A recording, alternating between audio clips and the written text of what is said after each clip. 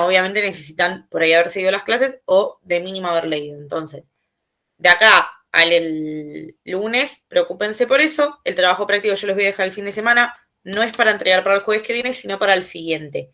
Se entrega por mail a mi mail. Se entrega por mail en 2 semanas a mi mail. No por WhatsApp. No sabía. Un plazo les pido con las entregas de los trabajos prácticos, por favor. Así que anótenselo, yo se los dejo, igual les pongo la fecha de entrega final, sí, en cátedras virtuales y se los mando al grupo. La idea de hoy, como les digo, es hablar de este aspecto que es un poco más teórico jurídico en realidad, porque hasta ahora todo viene siendo súper teórico, pero inicialmente mi pregunta sería, y díganme ustedes, ¿han tenido alguna materia que esté asociada al derecho, al ordenamiento jurídico, en alguna instancia de su formación profesional? Sí. Sí, no sé quién dijo sí. ¿Qué tuvieron? ¿O qué vieron? Derecho penal profundizado, teníamos una materia, profe. Ajá. Derecho constitucional, creo. Bien. Administrativo.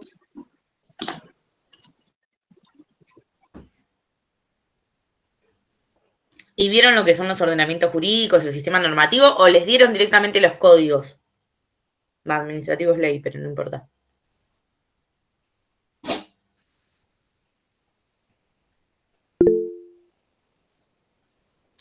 Derechos humanos y políticas públicas.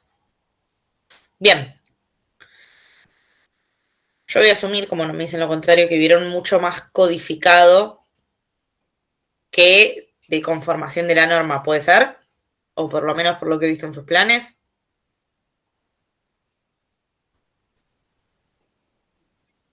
Estudiamos, por ejemplo, en lo que era administrativo, más el concepto, cuál es o sea, la rama del derecho administrativo a qué se dedica y todo, pero no vimos mucho lo que es reglamentación y esas cosas, o sea, directamente código puro o leyes, artículos y eso no.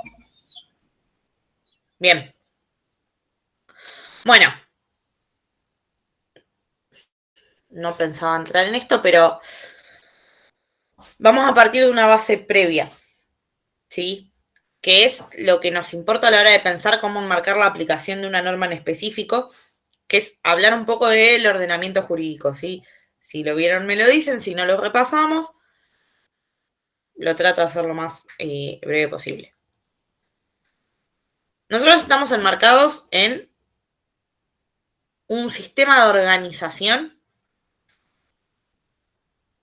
que en este caso sería el propio del sistema penitenciario, que se rige por ciertas leyes de aplicación que son, por un lado, de carácter administrativo y que por otro lado surgen de ciertas normativas de orden penal y de cierta doctrina que construye el modelo del ordenamiento jurídico que nosotros tenemos, ¿sí? Entonces, necesariamente tenemos que primero hablar de qué es un ordenamiento jurídico. Por lo menos los términos de lo que entiendo que no vieron hasta ahora. Entonces, si nosotros hablamos de un ordenamiento jurídico, hablamos de un conjunto de leyes, hablamos de un conjunto de normas, y que todo este conjunto de leyes y normas obviamente van a componer al Estado, ¿sí? ¿Por qué decimos que componen al Estado? Porque son este conjunto de reglas, de alguna forma, las que van a empezar a establecer el modo que tiene el Estado de comprender la justicia, ¿sí? Que en nuestra historia, si bien yo siempre les digo, hay cosas que fueron variando, la verdad es que existen dos formas, por lo menos en términos más generales, de pensar nuestro conjunto sistemático de normas, que es la corriente más normativa propiamente dicha, ¿sí? Que está anclada en el modelo. ¿Hablaron en algún momento de derecho natural, derecho positivo, legalidad?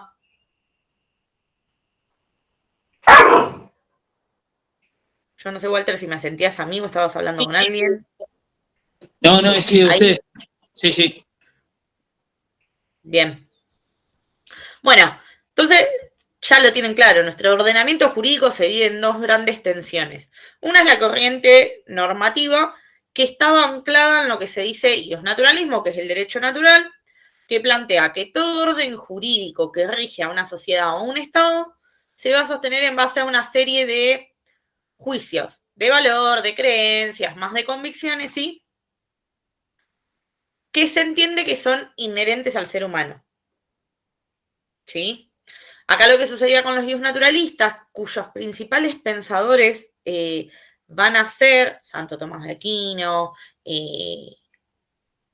San Agustín, que en realidad estamos hablando de gente asociada a la religión. ¿Qué nos va a decir el derecho natural? Que estos valores que nosotros tenemos inherentes a nuestra persona, ¿sí?, son anteriores a nosotros y que ya vienen dados por seres superiores. ¿Sí? Parece que nos estuviese diciendo que hacer un extraterrestre cuando lo decís de esa forma, pero así lo entendían. Bien, y después van a explicar, no, a mí no me interesa tanto profundizarles en esto, pero van a explicar cómo el hombre alcanza ese estado de conocimiento de esos juicios de valor que son dados por entidades superiores. Pero bueno, el derecho natural dice esto: la norma está dada por un ser superior, ¿sí?, que dice qué es lo que está bien, qué es lo que está mal, cuáles son las convicciones y los valores sociales. Mientras que la corriente más institucionalista es la corriente del iuspositivismo, ¿sí? Acá lo que vamos a decir es que el ordenamiento jurídico va a estar formado 100% por la sociedad en sí misma y que la sociedad lo que se va a dar son mecanismos de garantía de legalidad e institucionalidad, ¿sí? Que van a surgir, obviamente, estos mecanismos producto de un consenso social. Entonces, acá lo que podríamos decir que en contraposición, el iuspositivismo se ancla un poco en los conceptos que hemos visto hasta ahora en clase, como Wollmer, la construcción de satisfacer las necesidades de la sociedad, de acercar al individuo, rehabilitarlo, reinsertarlo, de acuerdo, no importa cuál sea de esas dos concepciones. ¿Por qué? Porque el iuspositivismo piensa en el derecho o en nuestro sistema de ordenamiento jurídico al servicio de las transformaciones sociales. Distinto con el iusnaturalismo, que el iusnaturalismo va a decir que ya estaba predeterminado y que nosotros nos tenemos que adaptar a eso que nos dijeron seres superiores, ¿sí? Hoy podríamos decir que prevalece más la doctrina iuspositivista que iusnaturalista, pero por un tecnicismo así, o sea, si bien ha habido una lucha a lo largo del tiempo, de decir el derecho y de construir el ordenamiento jurídico y de construir el modelo de Estado, nosotros seguimos teniendo, las universidades católicas todas enseñan al iuspositivismo como con mayor relevancia. En las universidades públicas sucede a la inversa, pero la verdad es que hoy nuestro sistema se basa más en la pirámide de Kelsen y en la construcción escalonada del sistema de normas que en pensar en que la norma surge de seres superiores, ¿sí? Y esto ya no importa desde qué teoría la des. Ahora, hay cosas que no hay que confundir, ¿sí?, que tienen que ver con que ordenamiento jurídico y orden jurídico no son lo mismo, ¿sí? El orden, ¿qué creen ustedes que es la diferencia? A ver. ¿O por qué creen que hago esta diferencia?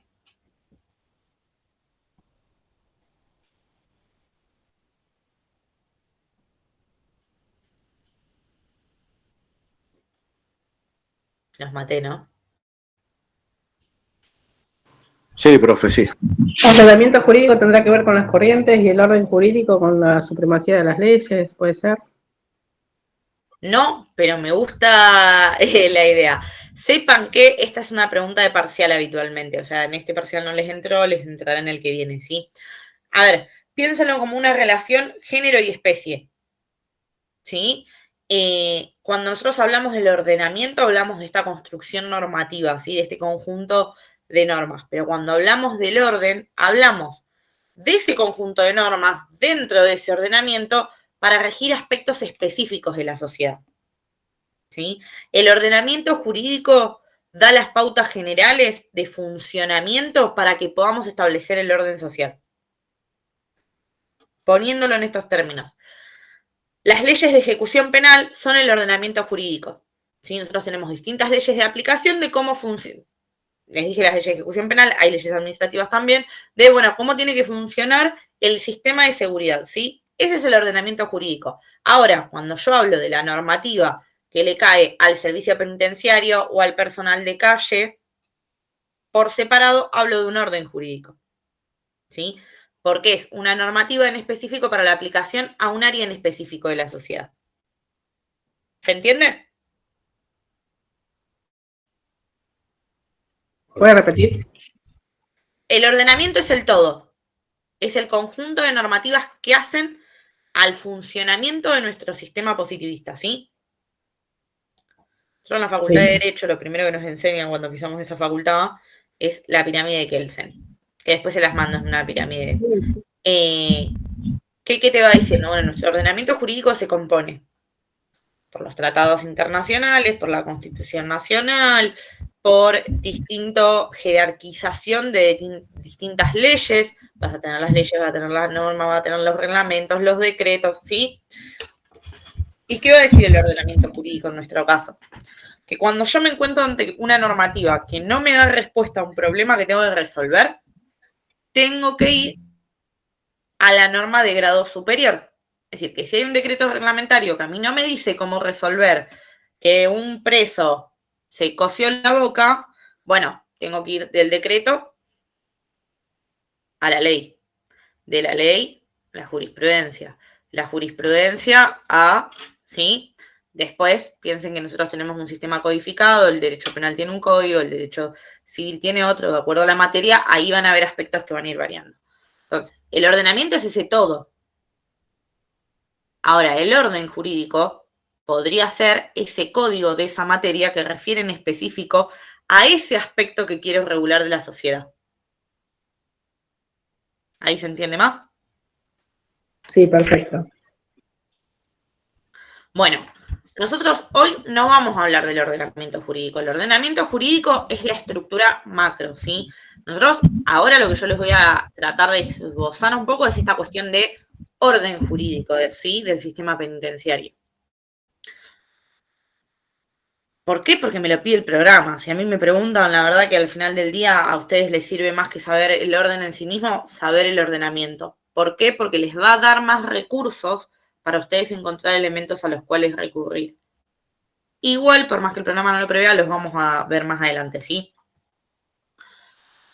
Pero bueno, vamos a ver el orden jurídico en particular del sistema penitenciario, ¿sí? Y las leyes en específico que acompañan al sistema de funcionamiento de las fuerzas de seguridad. Ahora, en esto que les digo que no sé si se les han explicado en otras materias. Todo esto que yo les digo de la jerarquización, que es esta pirámide de Kelsen, nos va a dar una división en niveles, ¿sí? Entonces, yo tengo los niveles fundamentales, que son los que les decía, Constitución, tratados internacionales.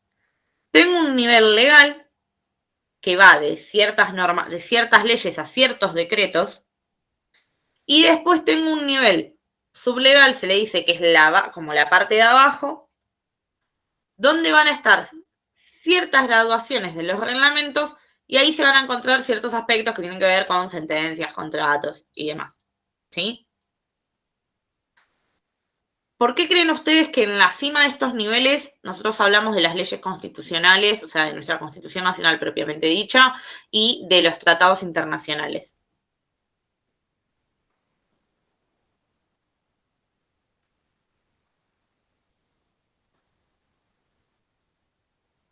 ¿Cómo dijo, profe?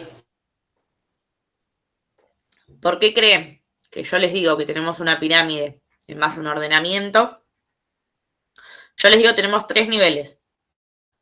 Nosotros vamos a estar viendo el orden jurídico, que es un nivel sublegal. Pero les estoy diciendo que el nivel más importante son la Constitución Nacional y los tratados internacionales. ¿Por qué creen que son los niveles más importantes?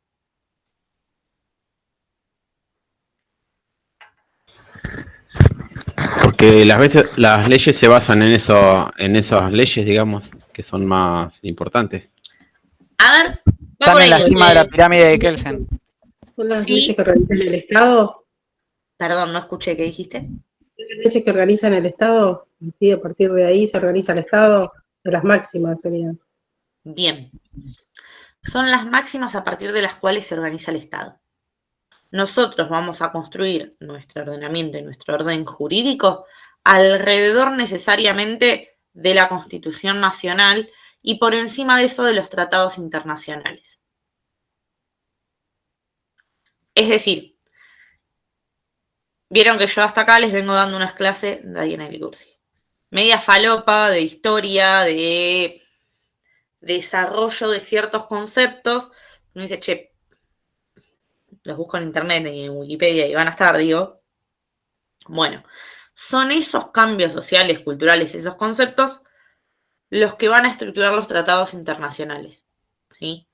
Sobre los que los primeros congresos penitenciarios que van a empezar a construir nuestro sistema, tal cual lo conocemos hoy en día, se van a tomar o se van a basar para construir el resto, ¿sí? Y para construir nuestro modelo de Estado o, en nuestro caso, de ordenamiento y de orden social, ¿sí? Por eso el sistema es jerárquico, ¿sí? Sin esta jerarquización, sin un sistema que sea orgánico, se empieza a dar lugar, o por lo menos así lo entiende nuestro ordenamiento, a esto de la ley del más fuerte, a formas de imposición que por ahí requieren de cierto mayor grado de violencia social, no individual, ¿sí? Entonces, son estos dos elementos los que van a establecer la pauta de qué hacer y qué no hacer para abajo. Nunca podemos tener un orden social o un orden jurídico que sea contrario a los pactos y tratados internacionales a los que nosotros adherimos o a nuestra Constitución Nacional. Que en la práctica yo les voy a decir que sucede mucho. Por ejemplo, nosotros hablamos de que no existe, o más bien construimos que existe la presunción de inocencia, pero tenemos prisión preventiva de la libertad. Ya ahí el orden jurídico choca.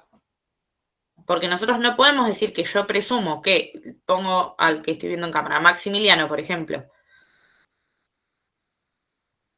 Digo que Maximiliano cometió X delito. Ahora, a mí el ordenamiento me dice que él es inocente hasta que se compruebe lo contrario. Pero por las deudas lo meto en cana hasta que tenga algún juicio algún día de manera preventiva. ¿Sí? O sea, ¿por qué les traigo esta explicación? Porque cuando ustedes ven el orden jurídico en sí mismo, van a encontrar que choca muchas veces con el ordenamiento. Esto tiene que ver con los modelos de los que nosotros sacamos o construimos nuestro ordenamiento jurídico en específico. ¿Sí? Reitero, nosotros pisamos la Facultad de Derecho y yo mismo acá les digo, che, ¿qué nos importa más que nada? La pirámide de Kelsen. Esa es nuestra estructura de construcción de un Estado, de un modelo social, de la paz social, ¿sí? En eso nos basamos. Ahora, Kelsen de latinoamericano tenía nada, ¿no? Y cuando nosotros vemos las teorías, tanto la ius naturalista o la corriente normativa como la corriente más institucionalista, ambas están sostenidas sobre pensadores o legisladores o modelos legislativos que, reitero, nada se acercan a nuestra realidad social, sino que más se acercan al modelo europeo. Ahí es donde nuestro ordenamiento jurídico empieza a tener o a presentar ciertas lagunas o cierta contradicción normativa, ¿sí? Nosotros no vamos a saldar esa contradicción normativa porque el sistema del ordenamiento jurídico no la puede saldar, ¿sí? Hay vacíos legales, hay ciertos limbos, que reitero, les decimos lagunas jurídicas, que están, o sea, la norma llega a un momento que no llega a tener una respuesta. ¿Pero por qué? Porque acá lo que hay que tener en cuenta es que cuando nosotros hablamos del orden social, que es la construcción en específico de nuestras normativas aplicables a nuestra realidad, nos encontramos con que todo el articulado en sí mismo está pensado para hechos en concreto. Es decir, a medida que se fueron sucediendo determinados hechos, nosotros fuimos legislando si eso está bien o está mal y cuál es la pena por eso bien o eso mal. ¿Se entiende? Sí. ¿Cuál creen ustedes que fue el último hecho o el último hecho conocido que dio lugar a la aplicación o a la creación de una norma o de un artículo en el Código Penal?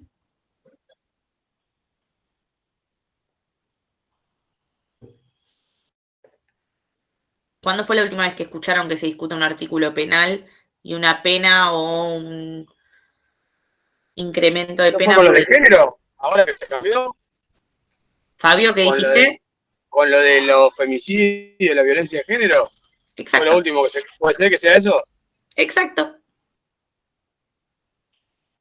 Ustedes Porque fíjense antes que estaba, profe, la figura legal del homicidio agravado por el vínculo, ¿no? que en realidad sigue existiendo esa figura legal, no se perdió. Pero estaba eso, ¿no? O sea, para encuadrarlo Claro. a un femicidio estaba esa norma, esa figura, digamos. Nosotros creamos la norma, primero la figura del homicidio, ¿no? Fue alguien, mató a una persona, que existía ya hace un millón de años, y dijo, che, esto no se puede permitir alevosamente. Bueno, le pondremos una pena y buscamos regular esta conducta. Después de eso que dijimos, bueno, che, se agrava por el vínculo. Si era tu hermano, tu mamá, tu pareja, va a estar agravado. Caín y Abel, digo. Ahora lo que se hizo fue agregar la figura del femicidio. Más allá de si después estamos de acuerdo con cómo se crea, o sea, cómo regula la norma típicamente las sanciones y si es 100% clara o no, que esa es una discusión que tiene que ver con la construcción alrededor de la demanda social, fíjense cómo hechos concretos construyeron un artículo del código y fueron casi una de las... digo casi porque todavía estamos discutiendo la baja edad de imputabilidad, digo, pero fue una de las últimas reformas que se le agrega al Código Penal, que es la incorporación de ese artículo que dice, bueno, si vos matás a una mujer en la razón de ser mujer, se te agrava, no dice mujer, en realidad dice una persona en razón del género, se te agrava la condena. Ahora, y acá sí entro en debate, más allá de si estamos de acuerdo o no de la aplicación de la creación de ese artículo. ¿Qué problema presenta este artículo dicho así como está? Para ustedes, ¿no? Es una opinión.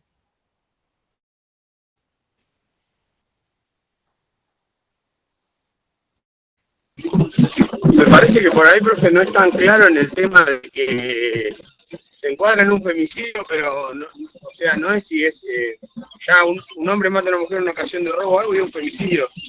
A veces lo encuadran así, por lo que se ve ahora, lo que se ve en la tele, por ahí, ¿no? Que lo encuadran el delito en algo que a veces no es un homicidio, no un femicidio, porque no dice el artículo que para ser femicidio tiene que haber una relación previa y todo lo demás. Bien. Acá estoy buscando el artículo.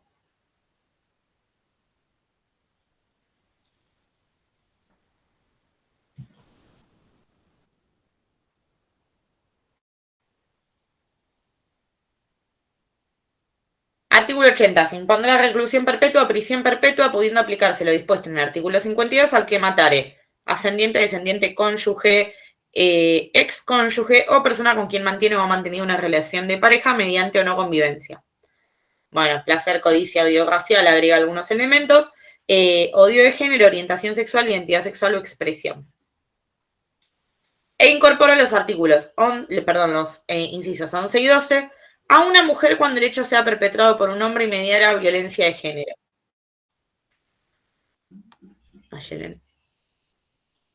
Con el propósito de causar sufrimiento a una persona con la que se mantiene o se ha mantenido una relación en los términos del inciso 1.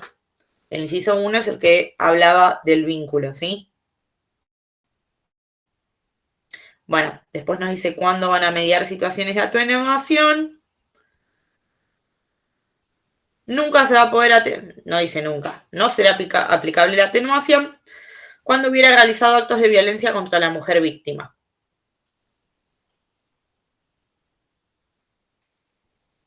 Les voy a dar un artículo de pensamiento penal después al respecto de esto, que es muy interesante para analizarlo, pero más allá de eso en concreto, ¿qué sucedió con la creación, con la creación o la incorporación de esta figura típica? Que sí había una necesidad social de legislar en base a, hablamos y nuestro ordenamiento pregona la igualdad, la inclusión de las mujeres, la protección, pero tenemos un femicidio cada 24 o 48 horas. pero que en esa creación ante un supuesto particular se crea una norma que no termina de configurar de forma clara, como decía Fabio, la tipificación de cuándo media 100% odio o violencia de género hacia una mujer.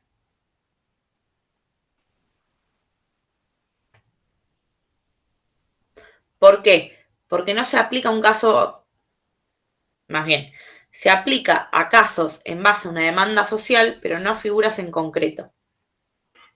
En ningún momento se determinó qué implica la violencia de género, la violencia hacia la mujer. ¿De qué hablamos cuando hablamos de mujer? Porque el mismo artículo habla de que no tienen que mediar cuestiones como tienen que ser un odio a la identidad y expresión sexual, pero en ningún momento dice qué hacemos con las mujeres trans o las mujeres travestis. No lo dice ni por la negativa ni por la positiva, digo, no lo dice. ¿Se entiende a qué voy con esto? ¿O los estoy enroscando un poco más? No, entendemos, profe. Yo tengo una cuestión con respecto a eso. Se supone que la violencia de género es por el solo hecho de ser mujer. Ponele, dale, avanza con lo que querés decir. No, voy a la cuestión de que en teoría es por la cuestión física, porque se supone que el hombre tiene más fuerza que la mujer, porque es violencia de género. Es que la violencia de género no es solo hacia la mujer. O sea, entender que la violencia de género tiene que ver con una cuestión... A ver, nuestro sistema en muchos aspectos está construido sobre los biologicismos y nuestra estructura de pensamiento social. ¿Sí? Pero la violencia, digo, hablar de violencia hacia la mujer y hablar de violencia de género no es lo mismo. Lo que sucede es que tendemos a asimilar esos dos conceptos. ¿Por qué? Porque tuvimos, por lo menos, ¿vos cuánto tenés de edad? 36. Está bien. Tenemos casi la misma edad, yo tengo 30. ¿Qué nos pasa? Nosotras vivimos conscientemente la oleada del feminismo que arranca fuertemente para nuestra sociedad moderna con el Ni Una Menos, por ejemplo. Y el movimiento feminista que se acarrea, o sea, es histórico, digo, pero que tiene esta tercera como manifestación y que en nuestra generación lleva por ahí este peso de vivir el feminismo, asimiló conceptos o permitió que los medios de comunicación asimilen conceptos de forma errónea. Porque una cosa es la violencia hacia la mujer propiamente dicha como mujer, y ahí discutimos que sí tenemos mayor incidencia y somos mayormente víctimas de hechos que tengan que ver con violación, homicidio y demás. Y otra cosa es hablar de la violencia de género. Que la violencia de género incluye por igual a la discusión a los hombres, a las personas travestis trans. Ya decir violencia hacia la mujer, inclusive, reitero, deja de hablar de qué tipo de mujer. Cuando tenemos una oleada feminista y un movimiento hoy en día que está discutiendo que una persona travesti o trans que se identifica y se expresa como mujer tiene que ser reconocida como tal. Entonces hay un montón de lagunas en eso.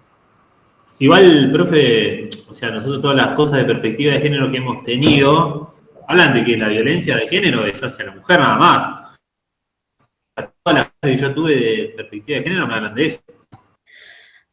Porque el mayor problema que tenemos es que seguimos discutiendo que el patriarcado solo nos afecta a las mujeres. ¿Qué pasa? Tiene que ver con la demanda y la construcción social. La verdad es, digo, estadísticamente ya comprobado, las mujeres sufrimos mayores vejaciones en razón de ser mujeres que las que pueden sufrir los hombres.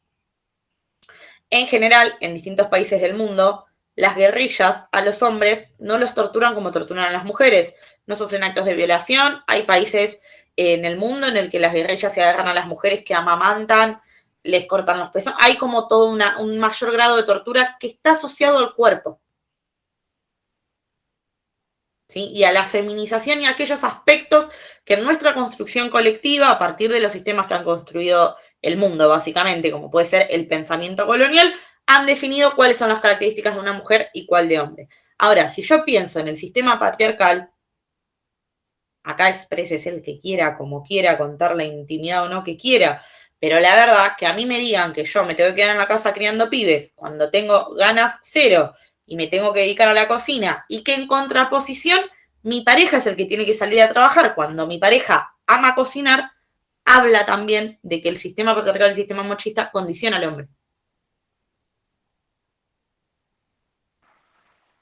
Cuando nosotros pregonamos, ya no sucede en el derecho de familia, pero sí sucedió hasta no hace tantos años, que los niños recién nacidos tienen que estar, o las infancias, digamos, hasta la adolescencia, tienen que estar únicamente con la madre, porque tienen una vinculación especial. En realidad eso es una construcción cultural. ¿Cuántos niños hay en el mundo que no tienen madre desde el momento del nacimiento y se han construido solamente con sus progenitores masculinos?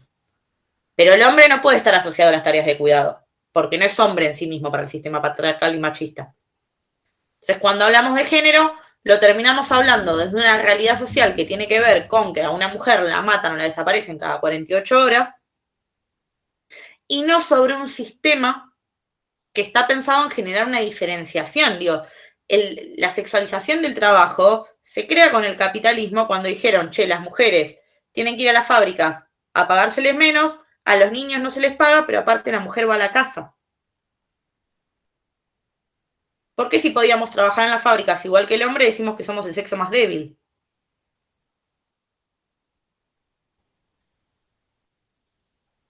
Si el sistema capitalista y hoy nuestro proceso de industrialización se dio en base a mujeres en las fábricas haciendo el mismo trabajo, con el mismo promedio de vida.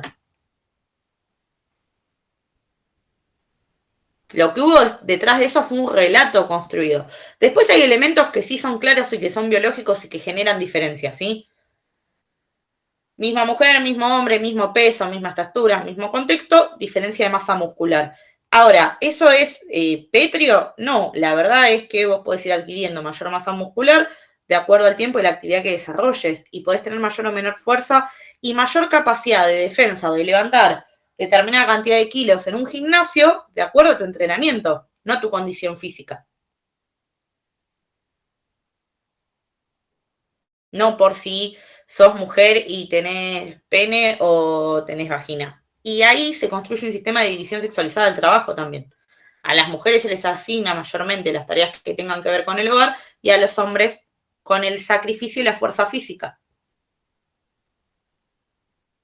Piénsenlo en términos de maestra jardinera. Es muy raro el maestro jardinero.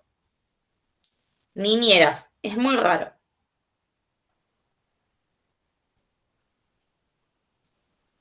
No, niñeros no existen básicamente. Mineras también, profe. ¿Cómo, David? Las mineras, por ejemplo, hay poca gente, mujeres que se dedican a la minería. Ahora, si ustedes miran en la página de la Organización Internacional del Trabajo, en la OIT, van a ver muy claro esto que les digo en relación a los trabajadores de las obras y las trabajadoras de casas domésticas.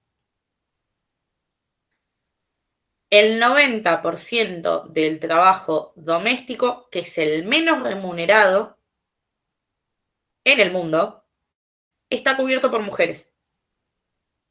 Mientras que la albañilería está cubierta por hombres.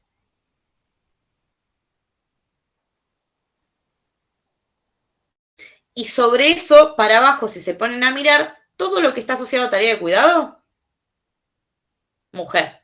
Todo lo que está asociado a trabajo físico, fuerza y relegamiento de la salud física es el hombre. ¿A cuántos de ustedes le decían que llorar era de maricón?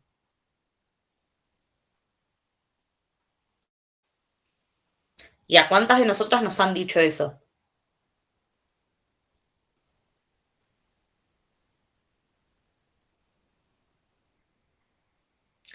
¿Hay algún hombre que sea padre soltero o que ejerza la paternidad de forma individual, aunque sea temporariamente? Sí. Luis, vos tenés hijos de los que te encargás vos. Conmigo los días que están conmigo y están con la madre, los días que están con la madre, pero sí. Ok. ¿No te ha pasado de que te mire raro yendo a alguna actividad del colegio o duden de tu capacidad para cuidarlo en comparación a la madre? Yo no soy padre soltero, pero me ha pasado. Bueno, David. ¿Qué hace el hombre que está yendo a la reunión de mamis y papis de la escuela en vez que estar yendo a la fábrica a levantar tablones? Y eso es una práctica de discriminación en razón del género.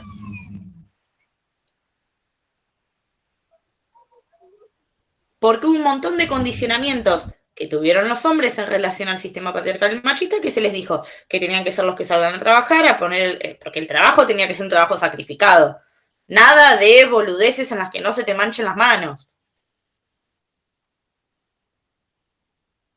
Eso es una discriminación por género. Lo que pasa es que hoy nuestro sistema no salda la discusión biologicista de la no biologicista. Hablamos del reconocimiento a partir de la convencionalidad, que son estos tratados que le digo, del reconocimiento a la identidad y a la expresión de género, pero no sabemos qué pasa cuando en esa expresión de género es una mujer travesti o trans. Hay una unidad, si no me equivoco, para personas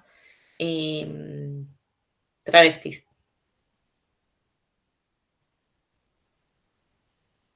¿Y por qué el quilombo que se armó el día que apareció una travesti diciendo, che, a mí no me toca tal unidad o corro riesgo en tal o cual unidad? Entonces, hay que pensar en el género. Digo, yo soy feminista y adhiero a modelos de feminismos no hegemónicos en este caso, como fue por lo menos la última oleada que hemos tenido. Sin duda que las mujeres atravesamos mayores vulnerabilidades porque en esas vulnerabilidades nos puso la historia. La escuchadora Barrancos nos explicaría que en realidad es un pensamiento muy colonial que tiene que ver con la supremacía de la fuerza. Ahora, no confundamos que lo suframos más con que el género no aplique por igual al resto. ¿Alguno trabaja en una comisaría, pasó por una comisaría como personal de...? No, bueno. Hay algo que a mí me llega todo el tiempo, que por ejemplo me enerva, que es la cantidad de hombres que vienen por demanda y dicen, fui a la comisaría a denunciar que mi mujer me ejerce violencia y no me tomaron la denuncia. Por eso que dicen de que no existe la violencia de género, o sea, como que la violencia de género se aplica solamente a la mujer. El hombre no puede denunciar violencia de género. Exacto. Y eso es una discriminación en razón del género. ¿Cómo un hombre no va a poder ser víctima de violencia? ¿Qué tiene que ver que midas 2,10 metros y seas boxeador profesional, ¿me entendés? O instructor de sumo con que tu mujer que mide 1,10 metros y es un chichón de piso no te violente psicológicamente o físicamente?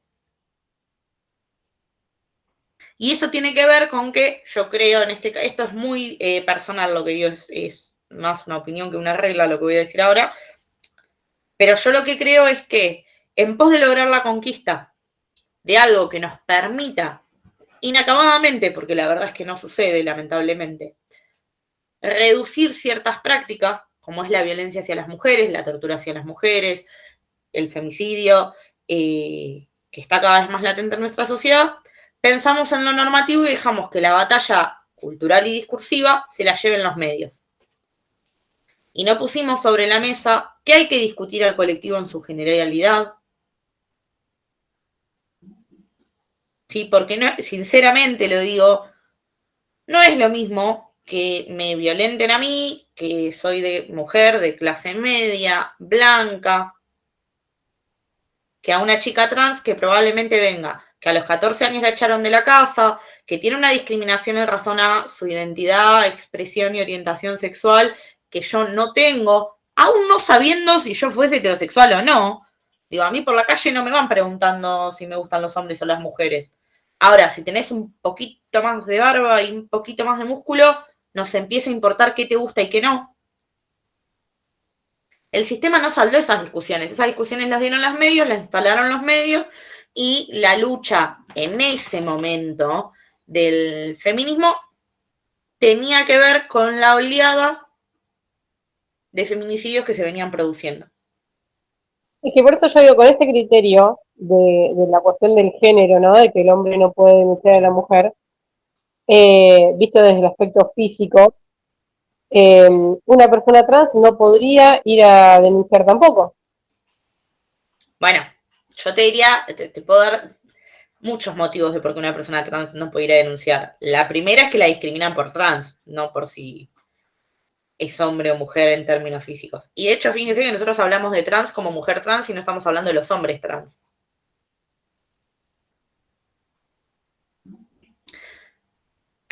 Después se los voy a pasar, hay una... Ya es medio vieja igual, debería buscar una actualizada. Hay un organismo, no recuerdo cuál fue, que sacó unos datos estadísticos en su momento bastante interesantes, porque en realidad un poco lo que ponía sobre la mesa era que, así como yo les explico la pirámide de Kelsen con la norma, este organismo utilizaba la misma pirámide a la inversa para explicar la jerarquización sexualizada de las personas. Y lo asociaba al ser víctima de determinados delitos, de determinadas prácticas discriminatorias por determinados organismos, entre ellos fuerzas de seguridad, y con el sistema capitalista y del trabajo. Entonces decía, lo que más o lo que primero reconoce este sistema como sujeto de derecho va a ser al hombre heterosexual. En segundo lugar va a reconocer a la mujer heterosexual. En tercer lugar, el hombre homosexual. Cuarto lugar te ponía a las lesbianas. Quinto lugar, a las personas travestis. No travestis, trans, a las travestis nomás. No me acuerdo qué categoría había en el medio. Transexuales. Y de ahí para abajo era medio inexistente. Y en toda esa categoría todavía no estaba incluida, que se incluye mucho tiempo después, qué pasaba con la diferenciación entre niños y niñas, que también son sujetos vulnerables y que también están alcanzados lamentablemente por estas prácticas y estas violencias. Porque cuando nosotros le decimos al nene que no juegue con la muñeca y que juegue con la pelota, le estamos denotando una diferenciación que tiene que hacer, o a la inversa, digamos. Un nene que juega con las muñecas nos parece que es de puto, y una niña de marimacha. Por eso las mujeres en el fútbol están menos pagas.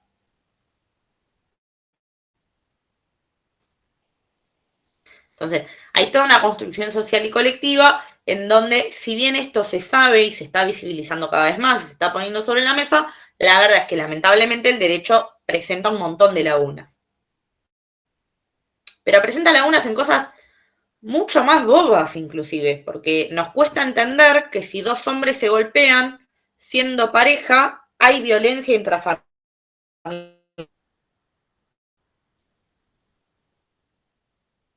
Porque en realidad cuando surge la ley de violencia intrafamiliar, la entendíamos, y así se difundió, como violencia de género, porque entendíamos que aplicaba solamente a las mujeres. Y la norma no dice eso.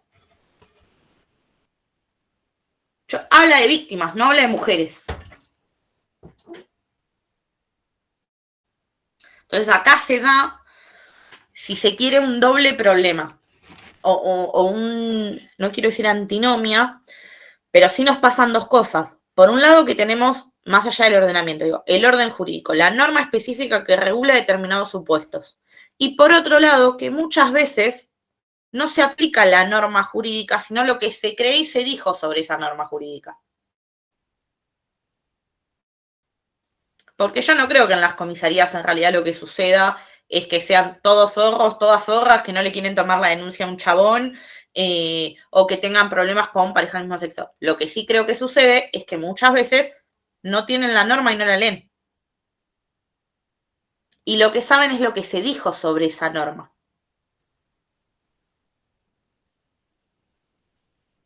Porque después es tan fácil como decirle, che, ves, acá está la ley, dice esto. Sí, tenés razón, te doy el formulario tal.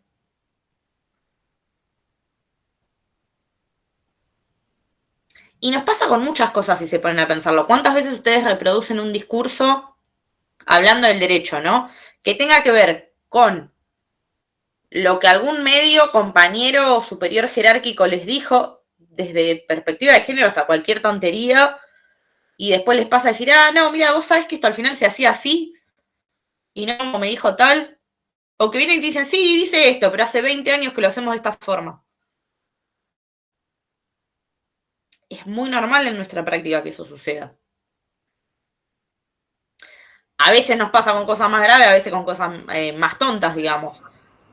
Pero es habitual que nos rijamos por lo que entendemos que dice esa norma y no por lo que dice.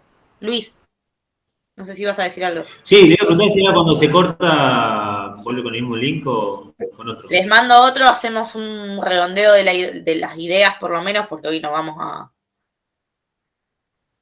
llegar a ver todo, y sobre todo les quiero dejar un rato para que descansen de cara a los que piensan hacer el examen lo más temprano posible. Y avanzamos. ¿Se entiende esto hasta acá? Esta cuestión que preguntabas de qué pasa con el género, ¿se entiende cuáles son problemas, algunos a mi parecer, otros ya bastante más chequeados? Sí, lo que pasa es que por ahí venimos como de, me pasa en lo personal, como de cada materia, siempre hablando de la violencia de género, como la violencia solo a la mujer, por el hecho de ser mujer. Entonces creo que tiene como dice por ahí usted, o sea, es como un poco más amplio, no limita, porque para mí también, o sea, el hombre también sufre violencia. No pasa solamente, que puede ser física, por más grande o más chica que sea la mujer, pero puede sufrir violencia, no sé, de la mujer de no dejar ver a los hijos, hay un montón de situaciones que no son denunciadas por todas estas cuestiones. Es lo que te digo, pasa mucho por las corrientes de... Es muy ideológico al final del día, ¿sí? Si ustedes hubiesen agarrado al AILU de hace 10 años atrás, capaz que ni en pedo les decía esto en una clase abierta. Porque aún pensándolo en un contexto donde las mujeres somos mayormente víctimas de atrocidades, digo atrocidades, me refiero a que nos maten, que nos violen, que nos utilicen para la trata de personas en mayor medida, porque no quiere decir que a los hombres no les pasa a las mujeres, luego siguen las niñas y niños, y después los hombres. Capaz que hace 10 años en ese contexto no lo decía. Hoy siento, en base a mi formación más ideológica inclusive, que hay una necesidad de visibilizar que estamos teniendo otro tipo de violencia. Porque, digo, a los que tienen hijos adolescentes, de chicos calculo que les pasaba igual, pero digo, a ustedes les preocupa que la nena salga de noche por lo que le pueden hacer y que al nene lo roben o lo caguen a trompadas para robarle el auto. No sé si se ponen a pensar que en niños y adolescentes, hombres, la trata de personas es en un 20%. Que es ínfimo cuando nos ponemos a pensar en la cantidad de población que somos, pero quiere decir que existe igual. No, nos preocupa más de la nena. ¿Y por qué? Porque en la nena existen, volvemos a las primeras clases, con las mujeres sucede una cosa que es un poco cultural y un poco anómica también. Esto de cuando uno da la disputa del feminismo, decir, che, en el caso de los hombres, hablen entre los hombres y díganse que ciertas cosas están mal, es porque hay también una construcción cultural en si toda la vida te dijeron, porque te criaste en tu casa, que la mujer no vale nada, porque te lo dijo tu papá, tu abuelo, tu bisabuelo, porque de esa lógica vienen, capaz que algo de eso mamaste y capaz que algo de eso reproducís. Lo que no nos dice nadie es que las mujeres también reproducimos violencia y machismo. Igual, profe, a ver, en el tema del machismo yo creo que la sociedad nuestra es tan machista que, a ver, yo lo veo porque mi mamá tiene 60 y pico, mi suegra que también tiene 60 y pico, y mi abuela que eran gente grande, ellas ya estaban formadas como mujer que estaban para la casa, o sea, no es que me lo dijo mi abuelo, me lo decía, lo he escuchado de mi abuela, vos no lo escuchabas de un hombre, lo escuchabas de una mujer, que la mujer tenía que hacer eso, o sea, era eso en realidad. No es solamente que los hombres eran machistas, las mujeres, como fueron criadas hace muchos años, eran igual. Por Y eso tenían digo que lo que tener nadie chicas. dice es que somos también reproductoras de violencia y de machismo. Porque si yo en mi casa éramos 2 mujeres, por ejemplo, y de hecho mi vieja pensó que el feminismo era enseñarnos a no pasar ni la escoba. Ahora, ¿cuántas mujeres hay que al nene le hacen la cama y a la nena le dicen que ponga la mesa? Es social y cultural esa construcción. Después, bueno, vienen las nuevas generaciones que nos van craneando más, nos van craneando menos. Pero sobre esa cuestión cultural tenemos que poner sobre la mesa quiénes somos reproductores de esos modelos y qué estamos discutiendo cuando discutimos esos aspectos. ¿Sí? Porque creer que la violencia de género es solo hacia las mujeres, en realidad es porque nos centramos solo en un aspecto o en una arista de la problemática. Más gravosa, más urgente, entraremos en una discusión de qué es lo importante y qué es lo urgente, qué se resuelve, qué se tiene que resolver en lo inmediato y qué tiene una política de construcción más a largo plazo. El problema en nuestro país y en Latinoamérica es que somos países tan deteriorados a lo largo del tiempo, por 1,5 millones de aspectos, que siempre le damos mayor primacía a lo urgente y no a lo importante. ¿Sí? Se está cortando. Les mando otro link ahora y terminamos de cerrar las ideas que a mí me importan, por lo menos se lleven, ¿sí? Brevemente, la clase que viene. Dale.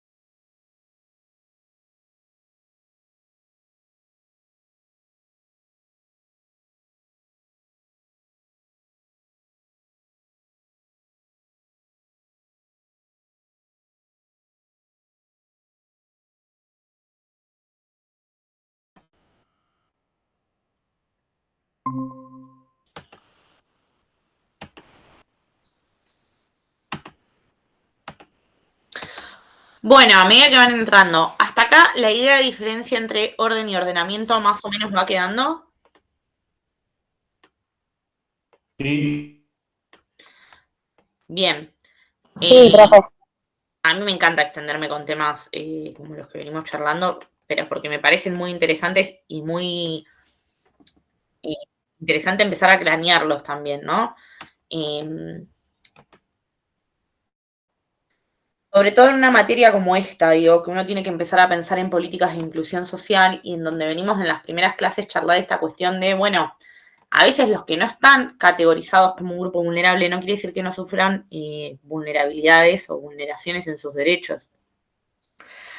De hecho, en esto y yendo al orden jurídico y el ordenamiento jurídico, ustedes fíjense lo loco que es que nosotros hablamos de que las infancias tienen que vivir libres, plenas, tener plenas posibilidades de desarrollo, y nadie discute en profundidad qué pasa con aquellas infancias que nacen dentro de las unidades carcelarias,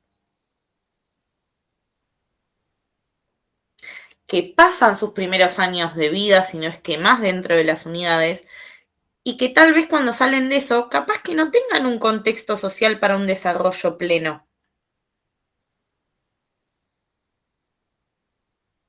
Ustedes lo habrán visto más que yo. Nace en la cárcel porque la madre está detenida, pero resulta que el padre también está privado de la libertad.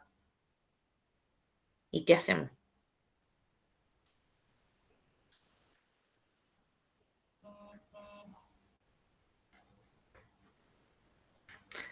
Crecen dentro de las unidades. ¿No hay una privación ahí de la vida y el desarrollo pleno y la privación de la libertad ambulatoria si está dentro de una unidad carcelaria?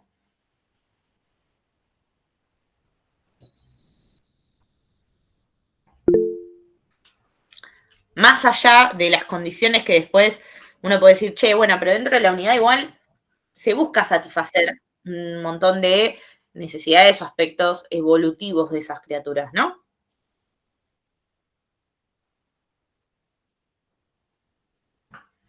Pero yo estoy tratando de seguirte, pero hay algunos mensajes que me quedan, hacen hincapié en los derechos del niño. ¿Quién hace hincapié en los derechos del niño?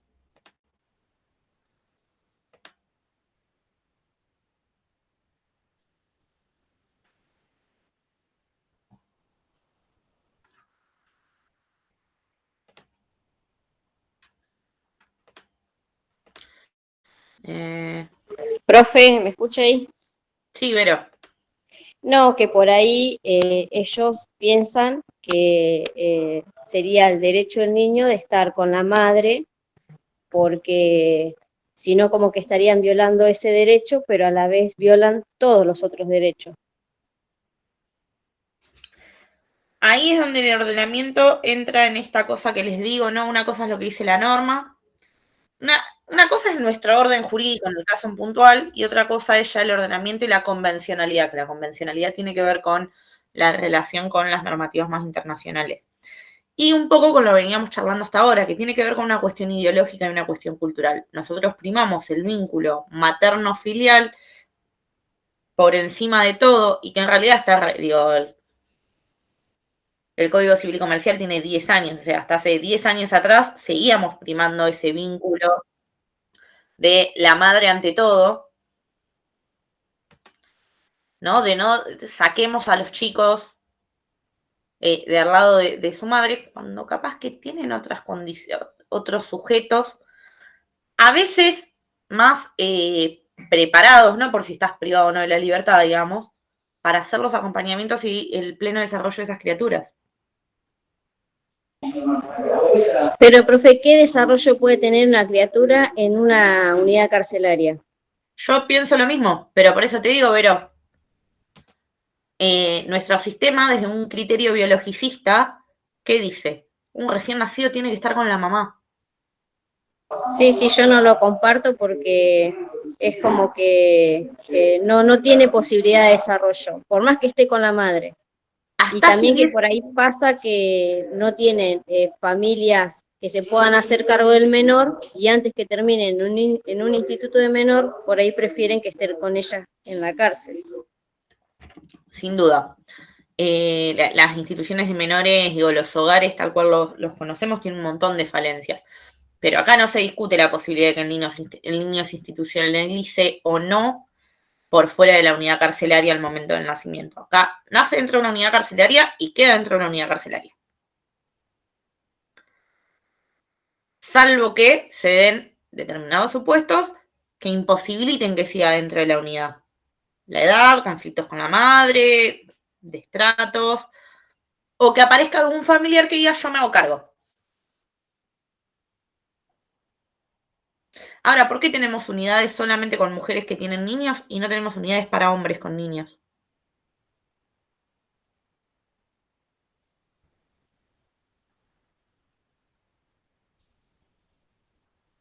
Porque yo no me voy a atribuir la del marginal, ¿no? Digo, que te muestra que las situaciones son completamente distintas, la versión nueva esta ahora que hay dando vuelta. Pero la verdad es que el peligro en las unidades lo sufren tanto las mujeres como los hombres, solamente que están divididas en razón de si sos hombre o mujer. ¿Por qué no podríamos tener pabellones, unidades pensadas para padres que paternan niños que no tienen madre? Porque si tienen madre, quedan en la unidad. Pero si la madre fallece en el parto, o se da la fuga, por decirlo de alguna forma, desaparece y no se hace cargo, ahí sí los institucionalizamos de entrada, no nos importa el vínculo paterno-filial. Ahí sí intervienen los organismos y dice, che, lo vamos a tener que meter en un hogar. O buscarle un padre que lo quiera o una medida de abrigo. Porque en penal de hombre es imposible. ¿Alguna vez se preguntaron por qué en penal de hombre es imposible?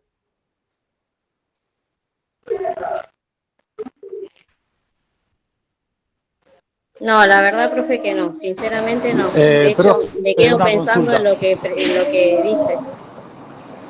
Esto yo lo pensé y leí que el artículo, no me acuerdo el número del artículo, pero como que la responsabilidad parental en los penados cancela esa posibilidad.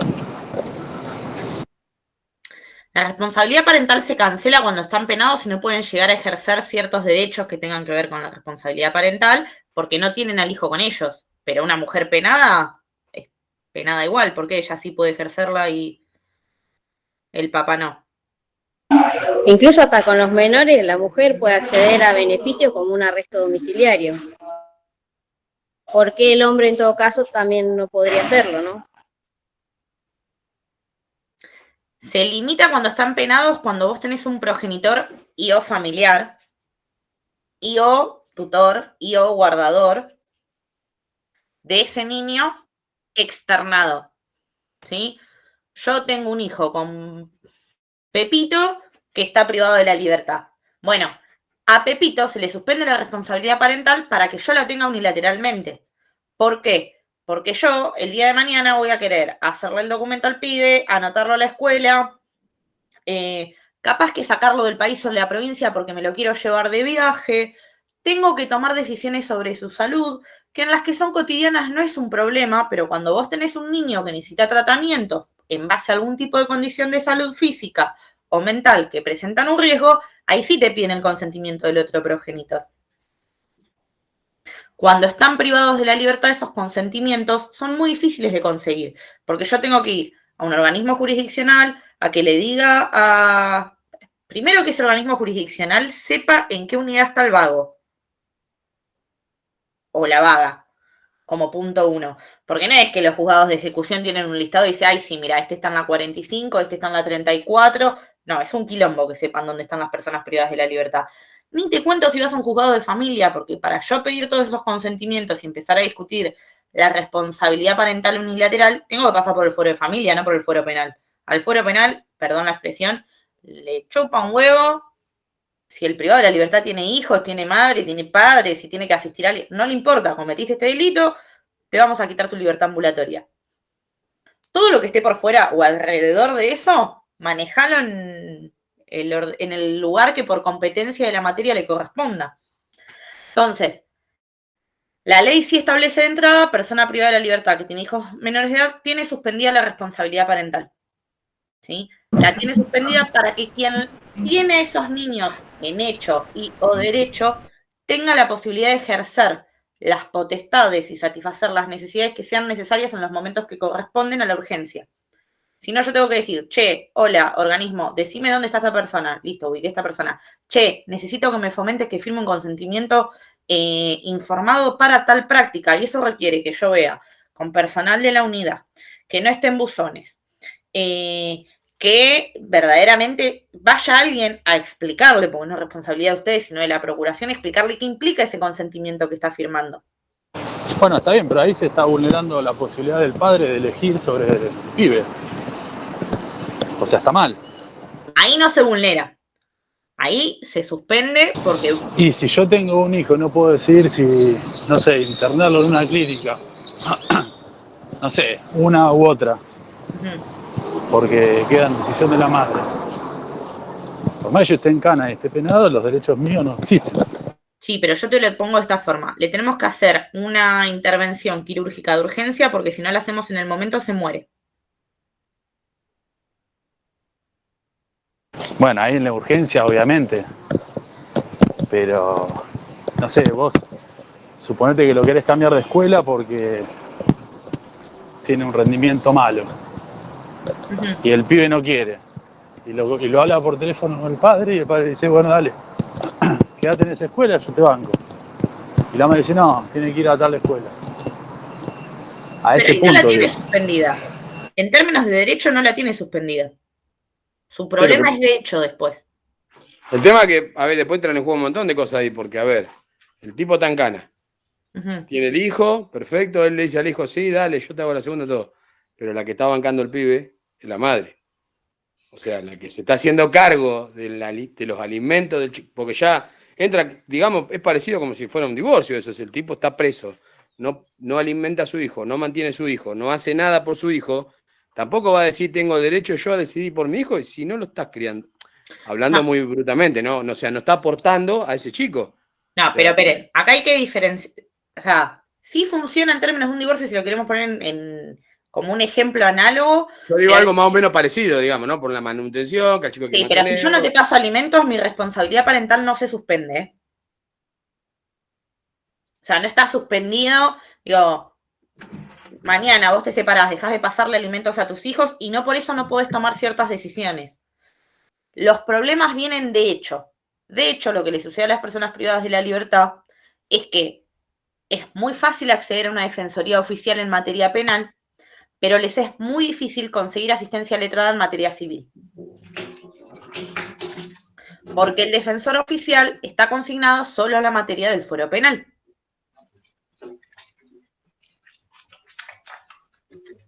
Ustedes han visto personas privadas de la libertad que tienen bienes en el exterior de los cuales no pueden disponer, entre comillas. Entonces, ¿qué hace el fuero penal? Manda a que se inicien las curatelas. ¿Sí? Las curatelas las resuelve el fuero de familia, que las declara inconstitucionales, porque vos tenés una privación en base a tu libertad ambulatoria, pero no de disposición de bienes patrimoniales. Como nuestra normativa funciona en base a un sistema de patronato y una consideración por demás antigua de lo que implica la privación de la libertad, hoy el sistema penal te sigue diciendo, che, fuero de familia, dale la curatela a este gil que está privado de la libertad o esta gila. Y el fuero de familia te dice, che, la curatela es inconstitucional porque él no necesita a alguien que asista a sus bienes, que designe a alguien. Y ahí entramos en un problema. Son pocas las unidades carcelarias que cuando ingresa el privado de la libertad le dicen si designa a alguien para administrar sus bienes. Porque el sistema penal y el sistema de familia no están de acuerdo en cómo funciona la curatela. Uno dice que tiene que tener un tutor porque el modelo del patronato así lo decía, y el otro dice, che, mira, esta figura está en desuso hace 150 años, es inconstitucional. Que te diga quién va a ser la persona que administre sus bienes y listo. ¿Cómo hace una persona privada de la libertad para designar administradores de los bienes cuando probablemente necesites un poder ante escribano?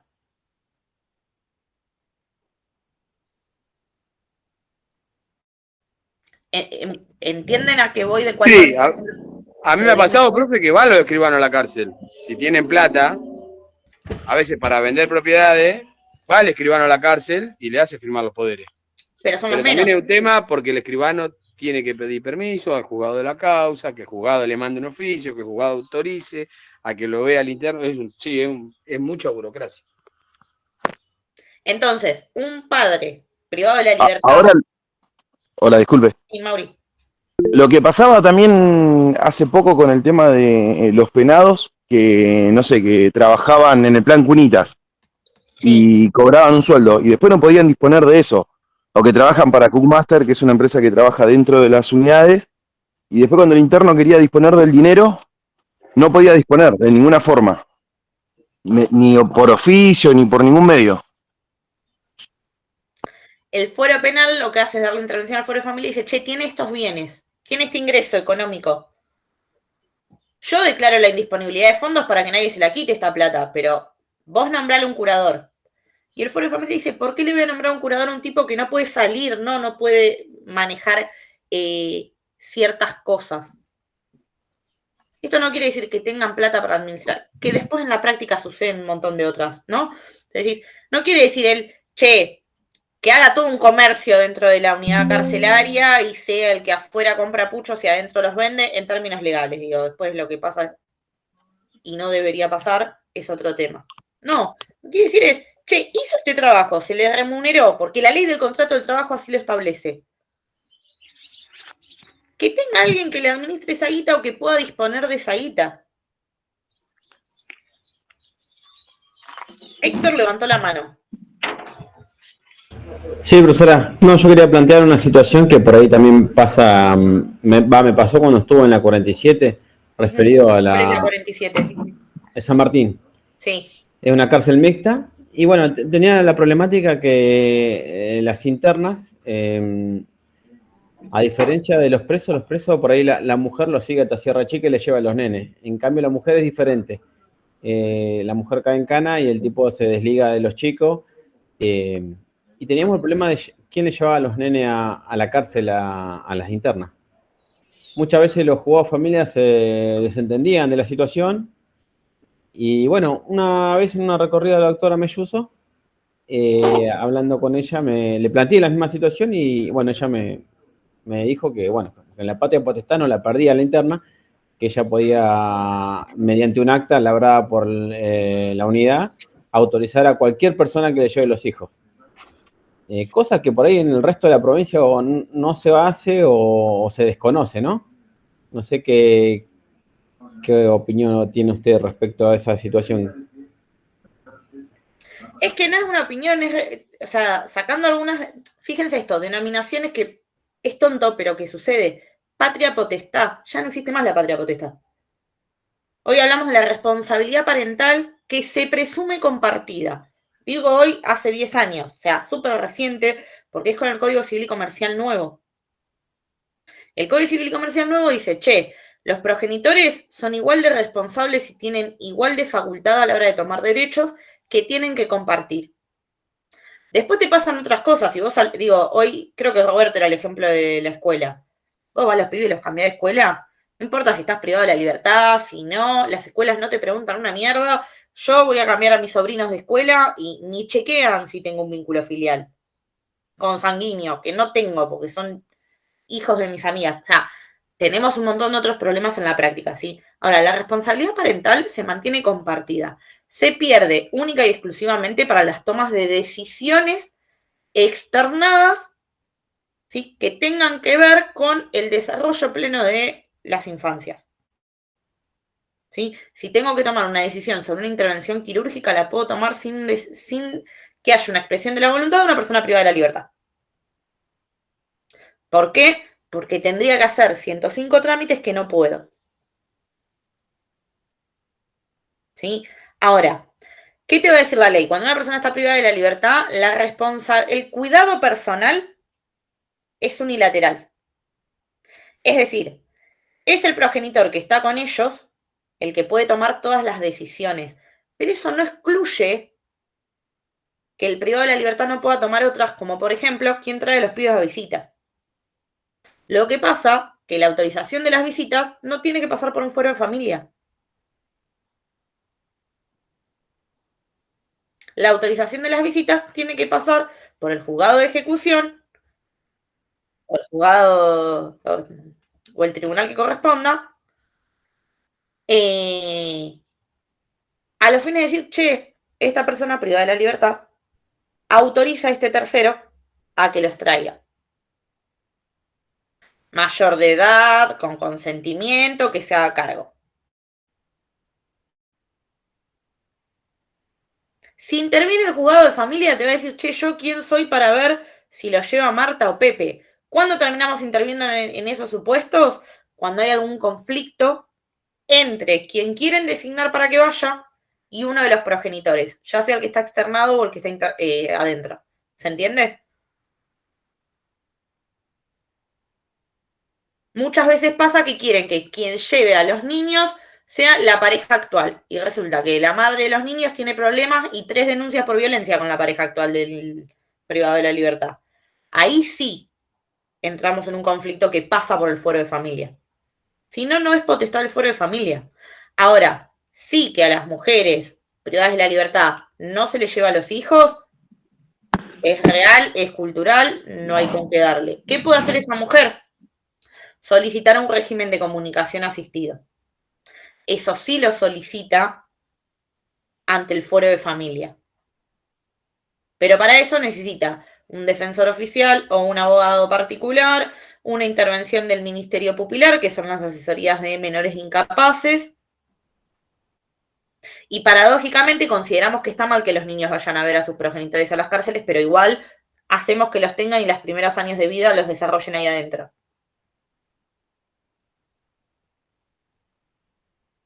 ¿Se entiende esta cosa antinómica que se da con nuestro ordenamiento?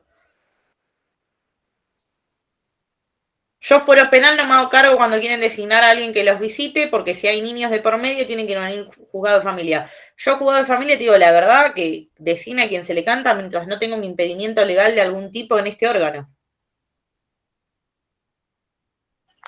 Sí, a veces pasa también, profe, que suele pasar que nos encontramos el problema nosotros en la unidad, con el tema de que es el hijo del detenido y todo, pero es la víctima.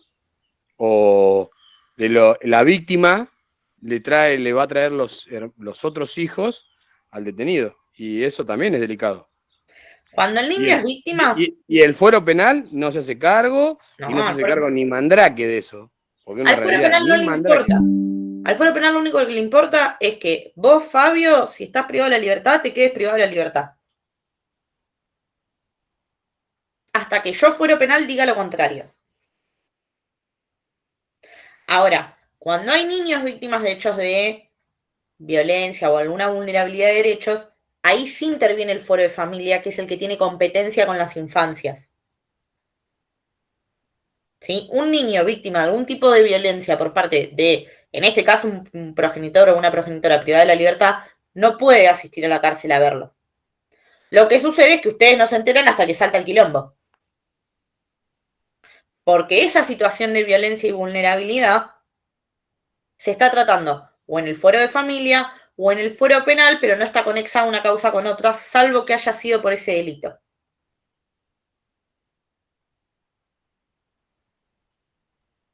¿Conocen cómo funcionan los concursos de las penas? ¿Conocen cómo funciona el aspecto de reincidencia? Saben que podemos cometer más de un delito. ¿Qué sucede? Que cuando hay niños, las carátulas de violencia son unas que están a nombre normalmente de esos niños, o que de acuerdo al tipo de delito, mantenemos la identidad del niño reservada. Entonces, si yo, Ailén, cometí un delito donde a Roberto, que era mi bendición, lo inmiscuye, si no está en la carátula o no surge de algún lado que es mi hijo, no va a haber una relación entre uno y otro directa. Mucho menos si no tramita ante el fuero penal. Ustedes piensen que en materia de violencia familiar, los juzgados de garantías dictan medidas protectorias ahora, por corto tiempo, por supuestos que tengan que ver con la urgencia, pero después no intervienen hasta que tenés 5 o 6 desobediencias probadas donde intervienen distintos juzgados de garantías, porque no existe la conexidad de atraer por el mismo imputado. Entonces, en el fuero penal tenés un despilfarre de causas en donde el mismo sujeto puede tener más de una causa en trámite en paralelo con datos que no siempre están bien registrados. Imagínense si eso le pasa a un fuero, imagínense cuando intervienen 2 fueros. No te enterás nunca. De las mujeres víctimas te pasa lo mismo. Digo mujeres porque es habitualmente lo que sucede, este ejemplo que pone Fabio, ¿no? Lo denunció por violencia de género, está privado de la libertad por cometer un delito, a veces más gravosos, de intentos de homicidios, en razón de violencia familiar, y son las que quieren ir a la unidad, y tienen una medida perimetral.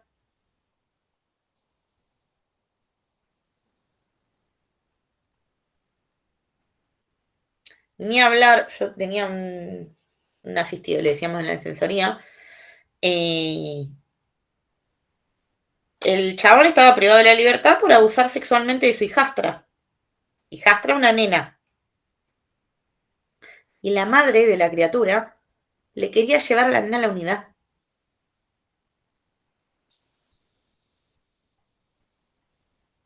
Pero, escúchame, tiene no sé cuántas condenas ya tenía el muchacho, ya había abusado. ¿Cómo le vas a querer llevar a la criatura a la unidad? No, para que se vean, porque hace tanto tiempo. Ese nivel de distorsión tenemos también en el medio.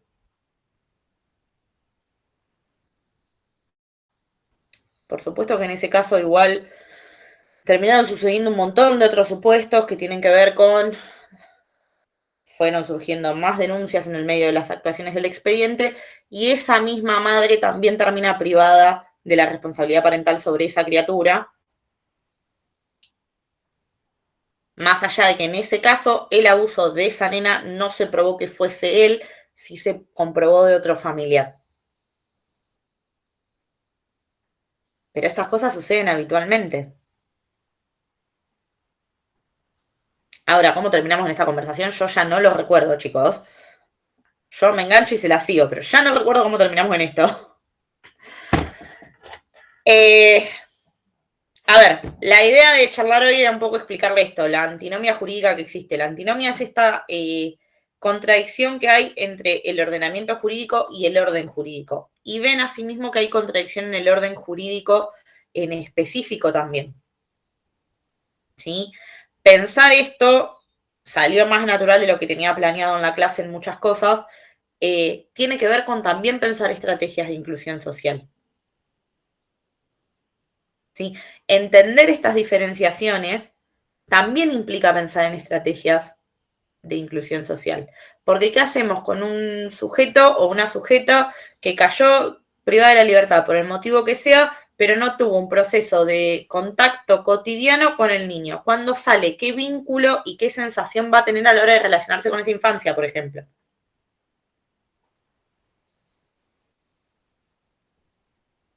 Después nosotros podemos decir, che, pero hay una responsabilidad que tiene el sujeto privado de la libertad, de la comisión del delito, de lo que hizo. Obviamente no hay, creo yo, esto es una opinión personal, para mí no hay que darle mucha vuelta a la responsabilidad.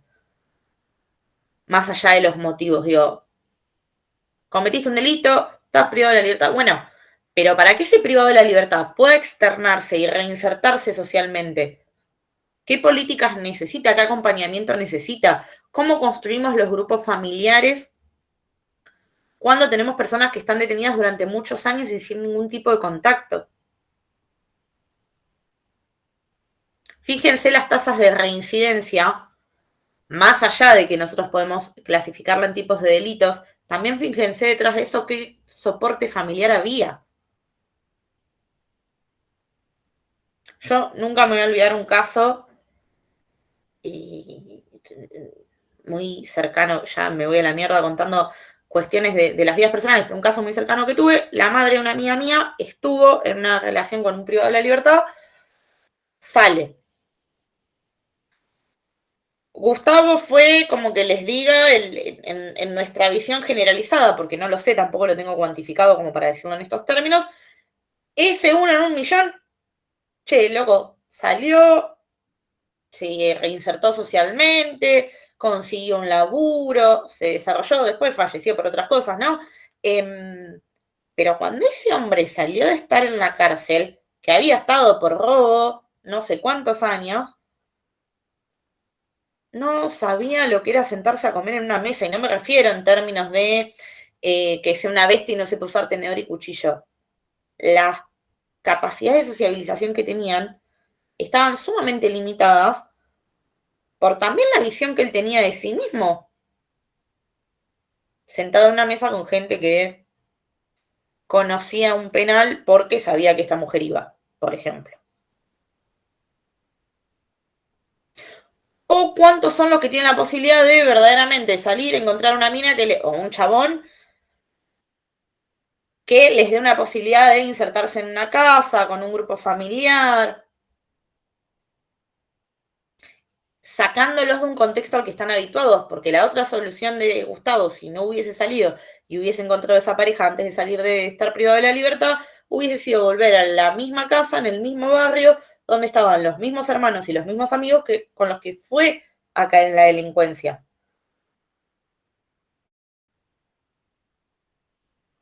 Y con esto yo no quiero caer en las teorías de todo es culpa del entorno. Por supuesto que no todo es culpa del entorno.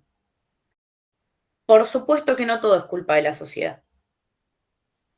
Pero sin duda que la sociedad tiene que abonar con algunos criterios previos, porque si salgo al mismo lugar, con la misma gente, sin las mismas posibilidades que ya no tenía al momento de entrar, 2 más 2 es 4. Nos vemos en la próxima unidad, porque... Y si yo creo un chico en un contexto de cárcel, ¿no? Porque creo que tiene que estar con la madre, con una madre que capaz que está detenida por hechos de violencia, como puede ser un homicidio, bueno, no sé, si que estés con una persona que cometió ciertos grados de delitos, por ahí de forma más reiterada, después pongámosle los agravantes y los atenuantes que queramos, que tienen que ver con una subjetividad moral en este caso, ¿no? Pero si criamos a los niños en esos entornos porque primamos un criterio biologicista, después no nos sorprendamos de que tengamos chicos con ciertas vulnerabilidades de derechos.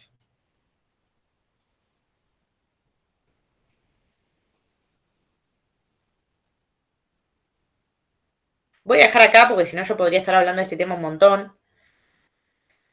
La idea, ya les digo, es que se lleven esto, las situaciones contradictorias y cómo pensar sobre esa contradicción, qué políticas serían las más adecuadas. O por lo menos poner en cuestionamiento por qué tenemos las políticas que tenemos. ¿Sí? Yo a las 7:15 les voy a habilitar el examen. Como les dije a los que se conectaron después, son 16 preguntas, tienen 45 minutos, un solo intento. Las hacen de hoy al lunes a las 7 de la tarde. Abren el cuestionario y lo tienen que empezar, no lo pueden dejar. No es que como salgo de la página, después la retomo. No, arranca y tienen 45 minutos. Es sobre las clases, es sobre los textos. La clase que viene vamos a andar un poco más en esto. Les voy a dejar un trabajito práctico en cátedras virtuales durante el fin de semana, pero que se entrega recién, no la clase siguiente, sino la que le sigue, ¿sí?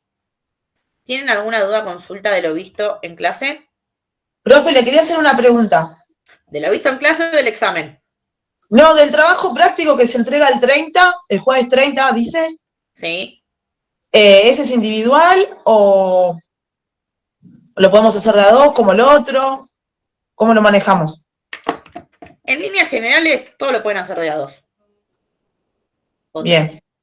¿Y hasta hay tope hasta el mismo jueves 30 o lo entregamos el miércoles? No lo tengo resuelto. Bien, no, yo para saber... lo dejo en cátedras y lo aviso por el grupo. Listo, muchas gracias. Porque la idea era que tengan un trabajo práctico, pero bueno, tienen el examen, si los hago como hasta el lunes, van a estar, me imagino, con eso, y sé que tienen otras materias. Por eso lo pienso acá a 15 días el trabajito práctico. Que es grupal, de a 2 o de a 3 seguro. La fecha de entrega, déjame que lo resuelva el fin de semana. Profe, una consulta que no sé si lo dijo. ¿Tiene recuperatorio este parcial? Tiene recuperatorio, sí lo dije al principio, Fede, capaz que no estabas, qué bueno que lo volviste a preguntar. Tiene recuperatorio. Esto es así, para los que no estaban cuando arrancó la clase a las 4. Por una cuestión del sistema, va a decir que se aprueba con 6. En realidad las materias se promedian, ¿sí? Si ustedes se sacan un 4 en este examen y un 8 en otro, les da 6, están aprobados con la materia, ¿sí? Si ustedes sacan menos de 4, por más que se saquen un 10, de 4 para abajo, o sea, 1, 2 y 3, recupera de cabeza. 4 y 5, recupera si quiere. 6 para arriba no recupera. Salvo que si quieren, yo no tengo problema, me lo avisan y hacemos un recuperatorio para eso. ¿Sí? El recuperatorio conmigo es oral. Genial. Después, promediar, yo promedio todo, les decía hoy. Por más que yo no les haya mandado devoluciones individuales de los trabajos prácticos, yo sí los veo. ¿Sí? Lo que vamos a hacer es, finalizada toda esta primera parte, yo lo que voy a hacer es darles una devolución individual, pero genérica a cada uno, y decir, che, tenés que reforzar o no. ¿Para qué? Para que ustedes también tengan... a mí no me gusta mucho usar lo numérico, lamentablemente es el sistema de evaluación que uno tiene y que también te piden con términos de claridad.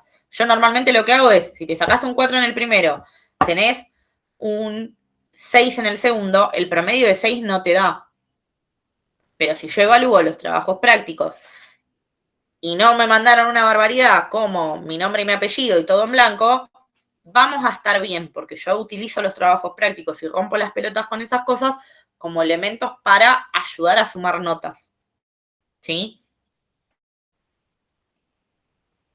Pasada la primera parte, les hago una evaluación para que ustedes se queden tranquilos o sepan si tienen que mejorar para el segundo o vean si quieren, en cuyo caso, hacer alguna instancia complementaria más.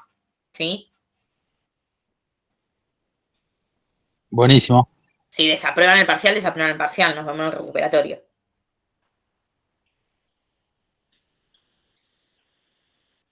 Es muy difícil igual que desaprueben este parcial. O sea, yo sinceramente se los digo y agradezco nunca grabar estas clases. Me mato si desaprueban. O sea, está pensado para que puedan hacerlo tranquilos, si bien es poco tiempo, con algunas complejidades que tienen que ver con esto.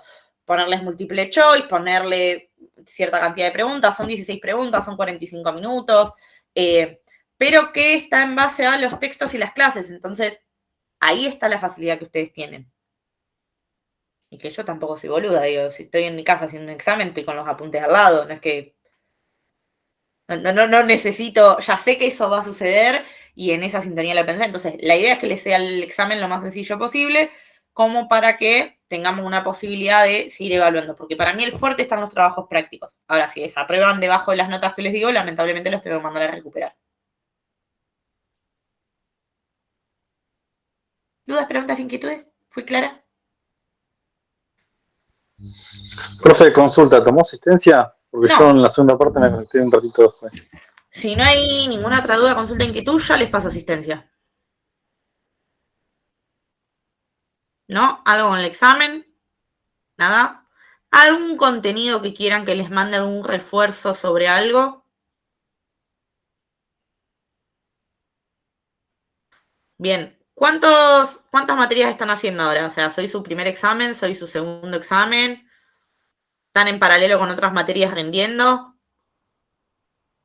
Estamos entregando, de mi parte, trabajos prácticos, muchos trabajos prácticos. Bien. Sí, como proyectos. Sí, profe, para ser sincera, parcial es el primero, el de usted. Sí, muchos trabajos prácticos, mucho esto que dicen mis compañeras por ahí de proyectos, pensar propuestas para implementar y ese tipo. Que se relaciona también por ahí con la clase, o sea, con el tipo de materias que tenemos, que apuntan por ahí a ese tipo de evaluación, digamos, más que contenido, digamos, más específico. Perfecto. Sí, me pasa habitualmente... Nosotros, soy yo sola, ¿no? Pero en su momento, yo empecé dando una materia de primero con otra docente, Soledad Soraluce, nos pasaba que cada vez que dábamos proyectos tenían 105. y les era muy difícil llegar a las entregas de proyectos. Yo después acá tuve examen oral, que fue la dinámica que siempre me pareció más cómoda, porque a mí me gusta evaluarlos oralmente. Atento a la cantidad es que ahora les hago un examen de esta índole y tenían una sola entrega final de un proyecto integrador y algunos proyectos en el medio, pero no tanta cantidad. Ahora, como les dije, son mis conejillos, estamos haciendo la inversa. Pongo un examen con un sistema que por ahí no es el mejor para mí. Yo no, sinceramente se los digo, no con esto vayan a desaprobar, pero yo no creo que ustedes me demuestren cuánto saben o cuánto no, o qué capacidad tienen, qué capacidad no, y que yo tenga la capacidad de evaluarlos en un examen o 2 exámenes. Porque yo también sigo siendo estudiante de un montón de cosas, y la verdad es que uno estudia para el examen. Lo demás lo construye a lo largo de las cursadas. Pero bueno, la Facu también nos pide tener ciertas notas más tangibles, y a 43 alumnos me es imposible pensarlo en sistemas de examen o trabajos que no sean grupales. Examen oral quise decir. Bueno, Aguirre Gustavo. Presente, profe. Alberti Yamila. Presente, profe. Aliaga Garrido.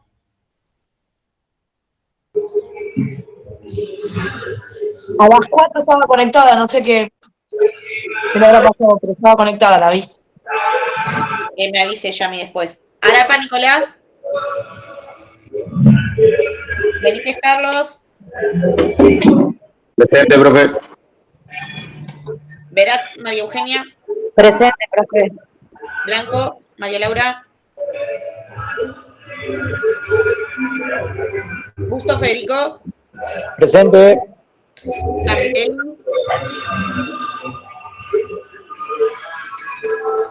Carnero Federico. Presente. Chávez Gustavo. Quintanilla Marcos. Presente. Muñoli Diego. Presente, profe. De Acevedo Fabio, ya te vi. Díaz Verónica. Ya te vi. Presente, profe. Gallo Luis.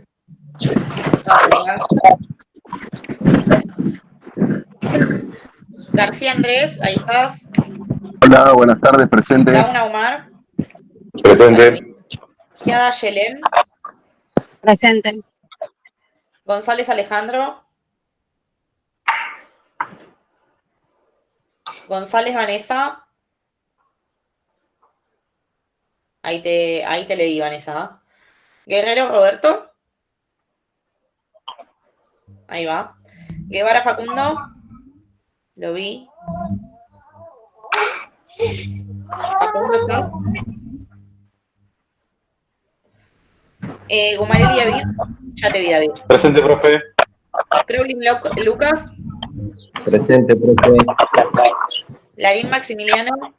Presente, profesora, buenas tardes. ¿Cómo va?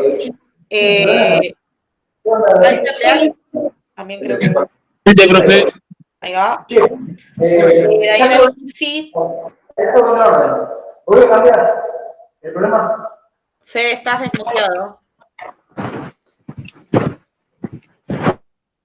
Dayana El Cursi no está.